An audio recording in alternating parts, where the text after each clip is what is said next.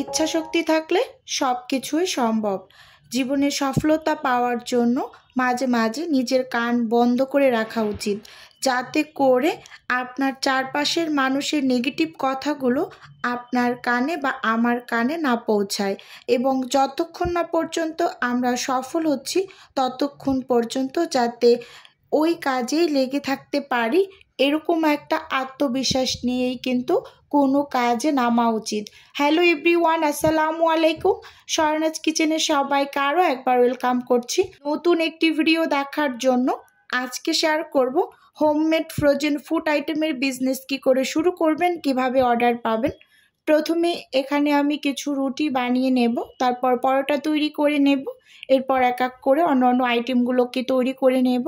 সেই সাথে আপনাদের সঙ্গে আমি আমার এই ছোট্ট বিজনেসটা কিভাবে শুরু করেছি এবং কিভাবে অর্ডার পাই, কিভাবে অর্ডার ডেলিভারি করি, তো সব কিছু একটু একটু করে বলে দেব।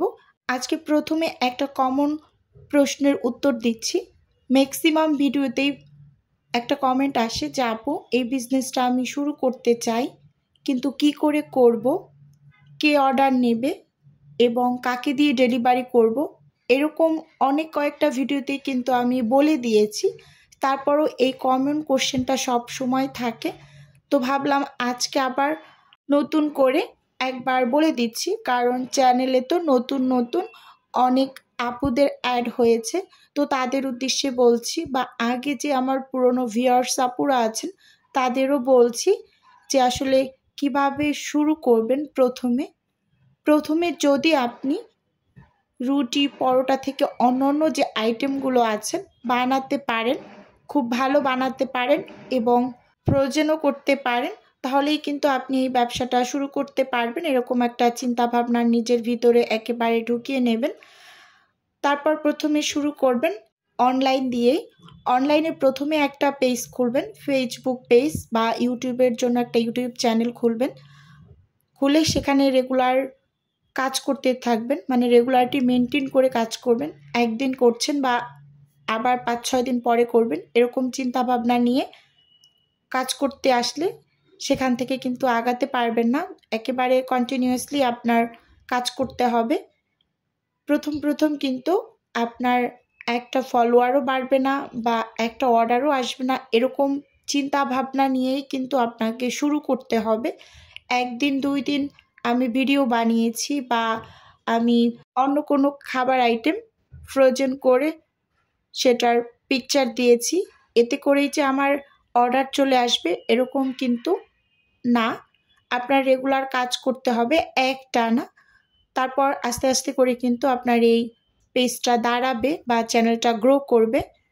পেজ খোলার পর কন্টিনিউয়াসলি ছবি দিতে থাকবেন, মানে একদিন যদি আপনি রুটি তৈরি করেন, রুটিটাকে বিভিন্ন জায়গায় রেখে আপনি কয়েকটা ছবি তুলে রাখবেন। 2-2.5 ঘন্টা পর পর আপনি সেটা পেজে পোস্ট করবেন। বা পরোটা তৈরি করলেন, সেই ছবিগুলো আপনি 2-2.5 ঘন্টা পর পর পেজে পোস্ট করবেন।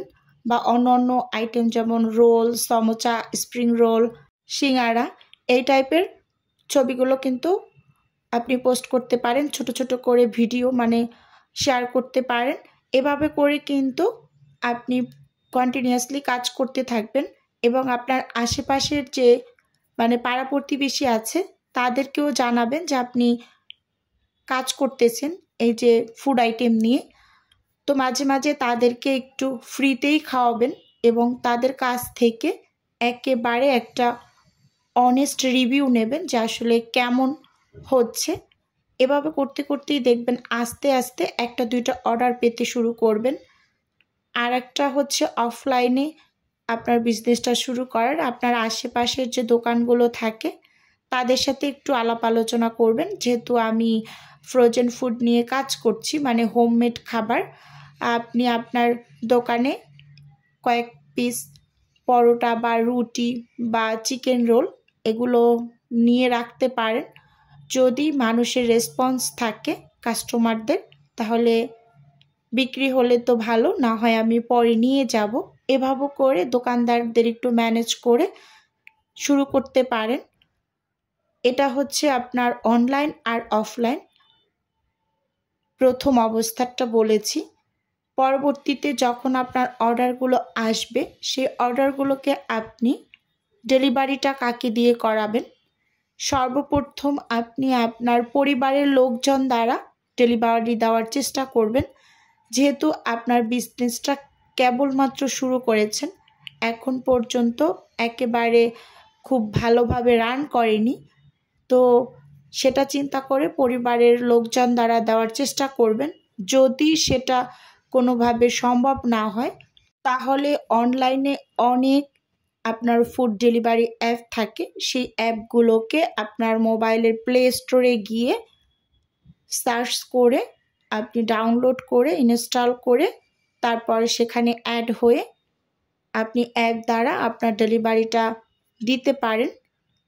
আর যখন আপনার ব্যবসাটা একেবারে প্রপার ওয়েতে দাঁড়িয়ে গিয়েছে তখন আপনি কিন্তু একটা নিজস্ব ডেলিভারি ম্যান নিয়ে নেবেন, সেটা একেবারে সব থেকে ভালো। আমি কিন্তু প্রথম অবস্থায় আমার নিজস্ব পরিবারের লোকজন দ্বারা ডেলিভারি করিয়েছি, তারপর আবার মাঝে মাঝে কিন্তু অ্যাপেও করেছি, কিন্তু অ্যাপে একটু খরচটা বেশি পড়ে, সেটা আসলে আমাদের মতো এরকম ছোটোখাটো ব্যবসায়ের ক্ষেত্রে খুব বেশি একটা সুবিধাজনক না। এখানে কথা বলতে বলতে আমি কিন্তু রুটি পরোটাগুলোকে বানিয়ে তারপর প্যাকেট করে নিচ্ছি। আরও একটা কমন কোশ্চেন থাকে আপুদের যে আপু খরচটা কিভাবে বের করব? আসলে এমনিতেই নিয়ম হলো খরচের সাথে 2 গুণ যোগ করা, মানে টোটাল 3 গুণ। 1 ভাগ খরচ, 1 ভাগ লাভ, 1 ভাগ নিজের শ্রম। এভাবে করে কিন্তু আপনি আপনার বিজনেসের খরচটা বের করতে পারবেন, প্লাস আপনার দামটা আপনি নিজেই নির্ধারণ করতে পারবেন। সেক্ষেত্রে কিন্তু আপনার অন্য কারো সাহায্য নিতে হবে না। যেমন ধরুন একটা উদাহরণ দিয়ে আপনাদের আমি একটু বুঝিয়ে দিচ্ছি। আপনি 1 কেজি আটা কিনেছেন 60 টাকা দিয়ে, যেহেতু প্যাকেট যে প্রিমিয়াম কোয়ালিটির আটা সেটার দাম হচ্ছে 60 টাকা, আর প্রিমিয়াম কোয়ালিটির যে ময়দাটা সেটা হচ্ছে 70 টাকা। তো আপনার 1 কেজি আটা দিয়ে বেশ অনেকগুলো রুটি তৈরি করতে পারবেন।